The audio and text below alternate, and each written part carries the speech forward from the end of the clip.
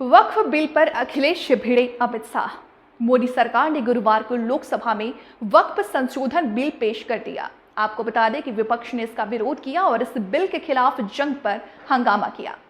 इस दौरान सदन की कार्रवाई के दौरान सपा अध्यक्ष अखिलेश यादव और अमित शाह के बीच तीखी बहस भी सुनने को मिला। दरअसल अखिलेश यादव जब बिल के विरोध में बोल रहे थे तभी अमित शाह ने खड़े होकर उन्हें टोका और कहा कि आप इस तरह से गोलमोल बातें नहीं कर सकते। अखिलेश यादव ने बिल के विरोध में कहा कि ये सोची समझी राजनीति के तहत हो रहा। अगर जिलाधिकारी को सब ताकत दे देंगे तो आपको पता है कि एक जगह पर जिलाधिकारी ने क्या किया कि उसका असर आने वाली पीढ़ी तक को भुगतना पड़ा। बीजेपी अपनी हताश, निराश और चंद कट्टर समर्थकों के तुष्टीकरण के लिए ये बिल लाने का काम कर रही है। अखिलेश यादव के लोकसभा स्पीकर से कहा, महोदय, मैंने सुना है कि कुछ अधिकार आपसे भी छीना जा रहा है, इसीलिए हम सबको आपके लिए भी लड़ना पड़ेगा। अखिलेश यादव के भाषण को सुनते ही अमित शाह ने उन्हें बीच में टोकते हुए कहा, स्पीकर महोदय, ये आसन का अपमान कर रहे हैं। अमित शाह ने सदन के शोर के बीच अखिलेश यादव से कहा कि अध्यक्ष के अधिकार सिर्फ विपक्ष का नहीं, हम सबका है। आप इस तरह की गोलमोल बातें नहीं कर सकते। आप अध्यक्ष हैं, अधिकार के संरक्षक नहीं है। ये बिल जो इंट्रोड्यूस हो रहा है, ये अध्यक्ष महोदय बहुत सोची समझी राजनीति के तहत हो रहा है। अध्यक्ष महोदय जब लोकतांत्रिक तरीके से चुने जाने की पहले से प्रक्रिया है तो उसको नॉमिनेट क्यों किया जा रहा है?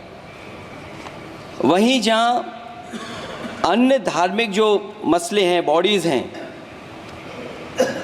उनमें कोई गैर बरादरी का नहीं आता है। मान लीजिए वक्फ बोर्ड में गैर मुस्लिम को शामिल करने का औचित्य क्या बनता है?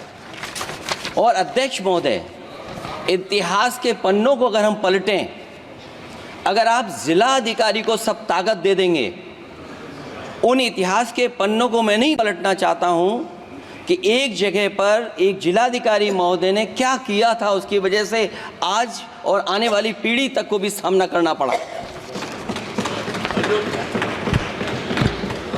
अध्यक्ष महोदय, मैं नाम नहीं लेना चाहता हूं। और अध्यक्ष महोदय, सच्चाई ये है कि भाजपा अपने हताश, निराश, आप तो उस कानून चंद कट्टर समर्थकों के तुष्टीकरण के लिए ये बिल लाने का काम कर रही है। अखिलेश जी, अध्यक्ष महोदय, आज तो हमारे आपके अधिकार कट रहे हैं। मैं याद कीजिए अध्यक्ष महोदय, मैंने आपसे कहा था कि आप लोकतंत्र के न्यायाधीश हैं, और मैंने अध्यक्ष महोदय सुना है इस लॉबी में कि कुछ अधिकार आपके भी छीने जा रहे हैं। उसके लिए हम लोगों को लड़ना पड़ेगा आपके लिए। अध्यक्ष महोदय, मैं इस बिल का विरोध करता हूं। कोई अध्यक्ष के अधिकार अखिलेश जी सिर्फ विपक्ष के नहीं है, पूरे सदन के हैं। इस तरह की गोलमोल बात आप नहीं कर सकते हो। आप नहीं हो अध्यक्ष के अधिकार के संरक्षक। संसद में मॉनसून सत्र के दौरान मोदी सरकार ने वक्फ बोर्ड एक्ट में बदलाव के लिए संशोधन विधेयक लोकसभा में पेश किया है। इस बिल को लेकर संसद में हंगामा देखने को मिल रहा। सरकार का कहना है कि बिल वक्फ की संपत्तियों की देखरेख के लिए लाया जा रहा। विपक्ष ने इसे संसद की स्थायी समिति के पास भेजने की अपील की। सपा के साथ तृणमूल कांग्रेस और नेशनल कांग्रेस सांसदों ने इसका विरोध किया। अब मैं आपको बताती हूं कि क्यों हो रहा है इसका विरोध।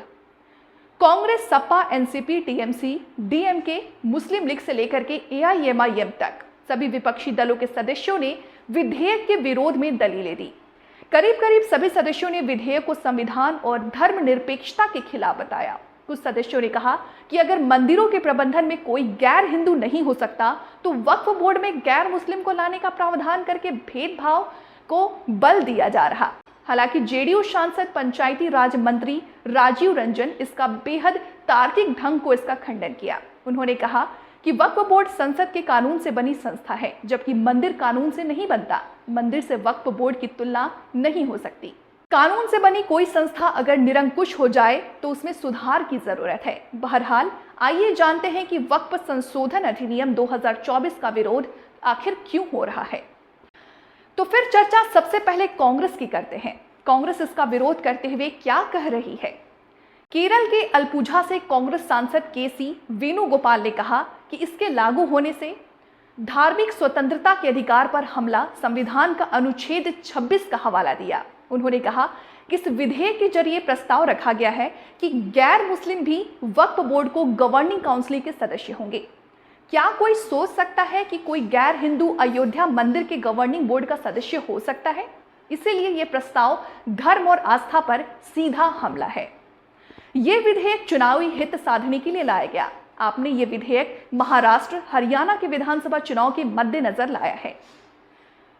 संघीय भावना के खिलाफ है। वक्फ बोर्ड को लेकर के सारे काम राज्यों द्वारा होते हैं।